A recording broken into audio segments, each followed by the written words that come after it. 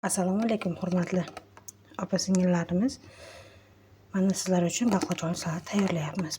Qovurib olingan baqlajonlar, zelin, chesnok, 2 xil kolbasa, xohlaganlar yog'li, xohlaganlar yog'siz kolbasa solsa bo'ladi. Pomidor va bodring. Baqlajon tovoqqa solamiz, bodringlarimizni solamiz. Pomidor, kolbasa, xohlaganlar chesnokni maydalab solish mumkin.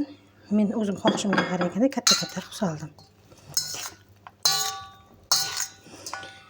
Baqlajonimizga keladigan bo'lsak, bir xillar mayda qilib to'g'rashi mumkin, bir xillar katta-katta to'g'rashi mumkin.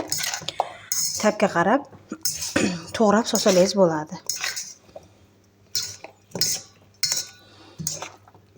Yozda erinmasdan pomidor, bodring hamma narsa pishib tayyor bo'lgan vaqtda bemalol mana tayyorlab kechki dasturxonga, obedga yo zavtrakka tayyorlab bersangiz bo'ladi.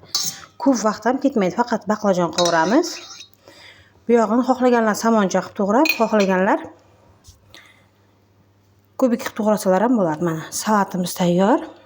Kechki ovqat o'rniga tayyorlab solsak bo'ladi. Xohlaganlar sous ham solsa bo'ladi. Yoqimli ishtaha qizlarjonlar.